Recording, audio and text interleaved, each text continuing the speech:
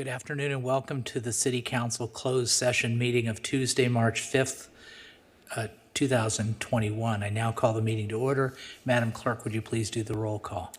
Mr. Mayor, the record will reflect that all council is present except for Councilmember Reynolds, Councilmember Marr, and Mayor Pro Tem Harlan. Okay. So now's the time for public comments, and public commenters can be heard for 3 minutes on any matter that's on our closed session agenda. We do have some folks in the audience who may be wanting to do public comment. You get 3 minutes, and then you'll get at 2 minutes, you'll hear a ding, and then you've got 1 minute more, and then at 3 minutes, your mic cuts off. So if you'd like to do public comment, now's a good time to do it.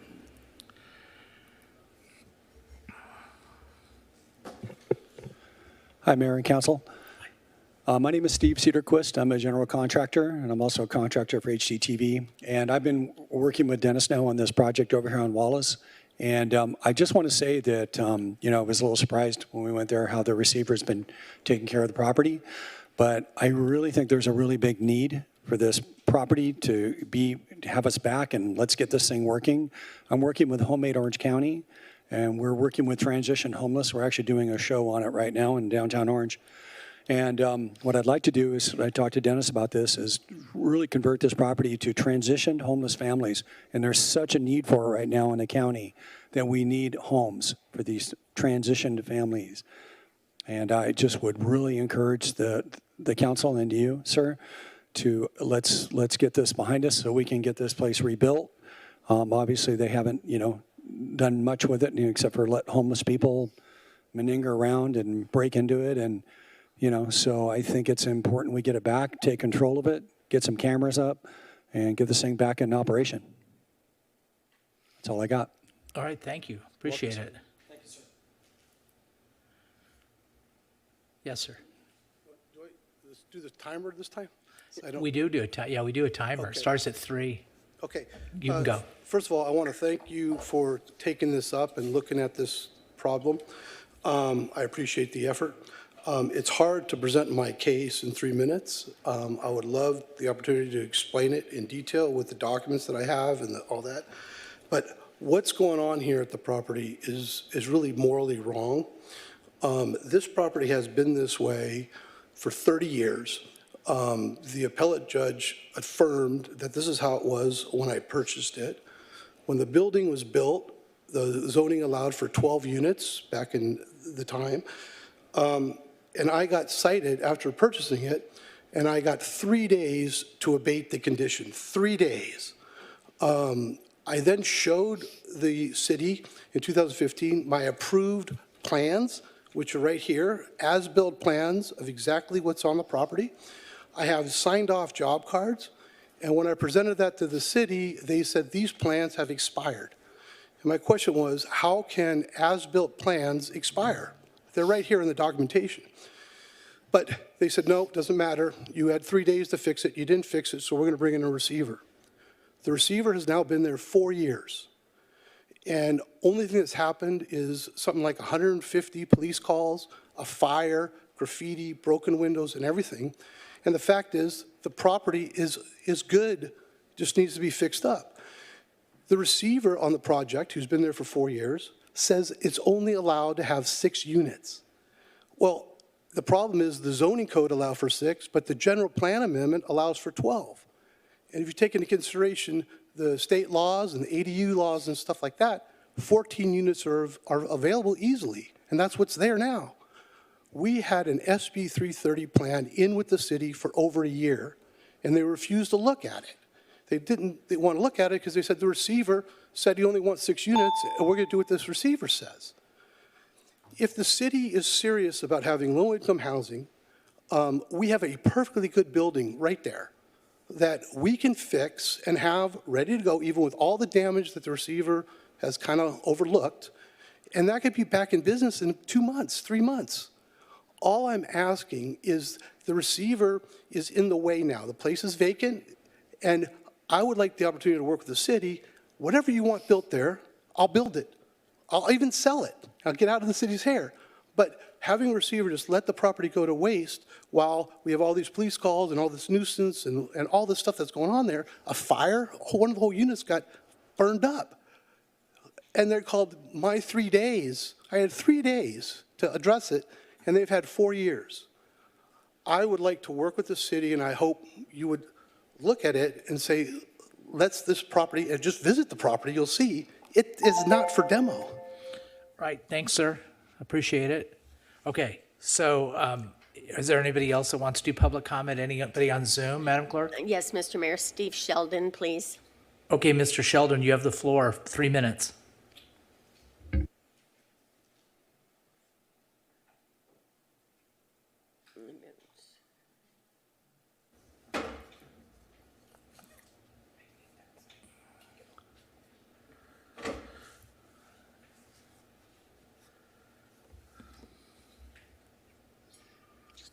Steve, you may speak now. Steve Sheldon? Is he having Yeah, hi, can you hear me now? Oh, yeah, Hello? we got you, Steve. So you have the floor. I'm 3 minutes. I'm sorry, Mr. Mayor, yes. Thank you. Mr. DeLesio and I have done some land development business in the past, and he asked me to look at this. My primary business is land development. I looked at the files that he presented and all the information, and what I see is that they have, and I've never, contrary by the city attorney or the receiver, that all the code enforcement items have been rectified. And the only outstanding issue, according to your own city attorney, Amanda Pope, is the entitlements. And she has said that in various declarations. So we applied for the entitlements on the property, as Dennis stated earlier. And the receiver, harshly instructed me never to do that again, and to instruct the city to not even review our application. And so, one of the questions I would ask is, who is the boss of the city? Is this the receiver, or is this the mayor and the city council?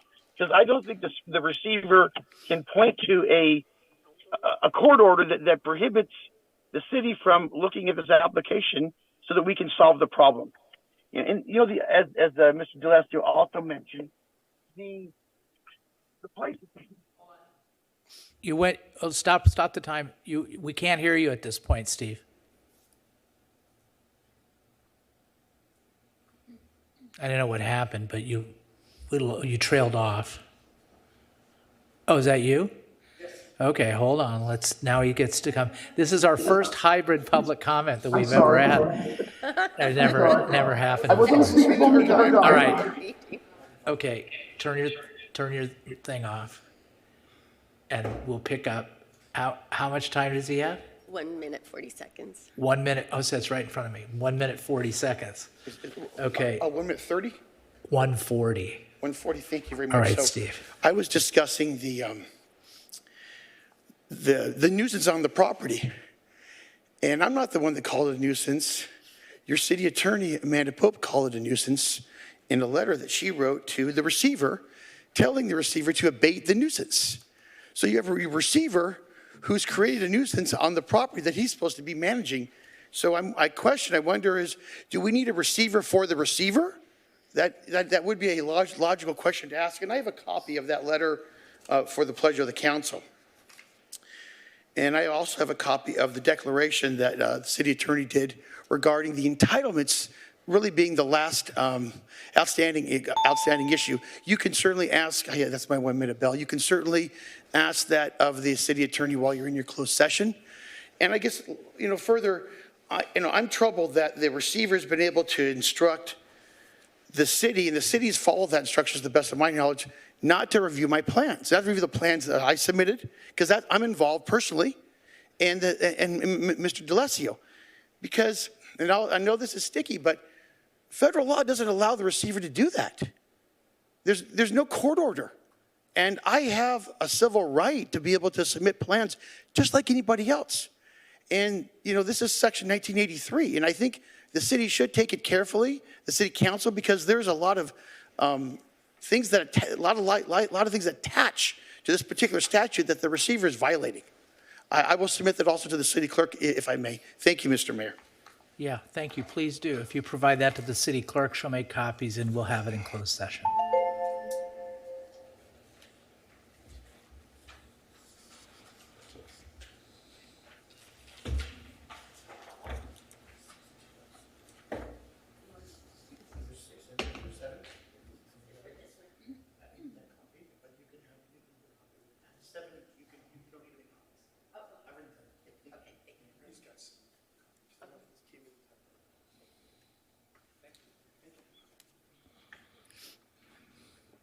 Is there anybody else on public comment?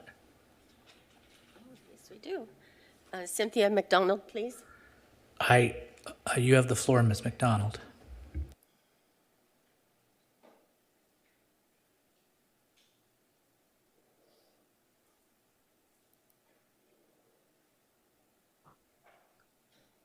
Good afternoon, Cynthia McDonald.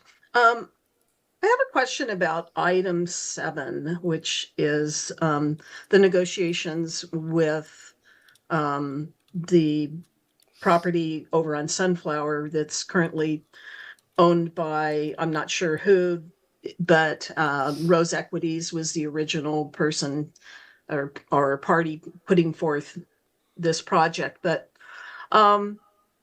so this is a negotiation between the agency, which is the city, and the negotiating parties, which is Brent Stoll. And so I went in and I looked at the development agreement because I was curious about, well, what is the city, this section of the government code is used to allow the Brown Act closed session for leases and purchases of property. But I looked at the development agreement because I was curious what the city could possibly be leasing or purchasing over there. And so read that. And then I went to the California Association of Clerks and election officials to learn what, should be on the closed session agenda. So they list the property, if there's no street address, an APN, the agency negotiator, the name of the negotiating parties. But then also you're supposed to have under negotiation whether instruction to the negotiator will concern price, terms of payment, or both. So that is where my question lies, is since it's not in the closed session agenda, what specifically are the instructions to the negotiator? Thank you. Thank you. Anybody else on No. Zoom? Mr. Mayor. Okay, we'll close public comments. Madam Clerk, would you please read the titles? Thank you. For the first 3 items, they're public employment workers' compensation claims pursuant to California Government Code Section 54956.9B1, Workers' Compensation Appeals Board for 10 cases. Case numbers are listed on the agenda. The following 2 items, number 4 and number 5, are conference with legal counsel, existing litigation pursuant to California Government Code Section 54956.9D1, Tibbet versus City of Costa Mesa, and item 5, City of Costa Mesa versus D'Alessio. Item 6, conference with legal counsel, anticipation of litigation for 1 case pursuant to California Government Code Section 54956.9D2, potential litigation. And item 7, conference with real property negotiator pursuant to California Government Code Section 54956.8, property 1683 Sunflower Avenue, Costa Mesa, California. Agency negotiator, Lorianne Farrell Harrison, city manager. Negotiating parties, Brent Stoll, Rose Equities. Under negotiation is price and terms of payment. Thank you, Mr. Mayor. Thank you. We'll now adjourn to 5A for the closed session meeting.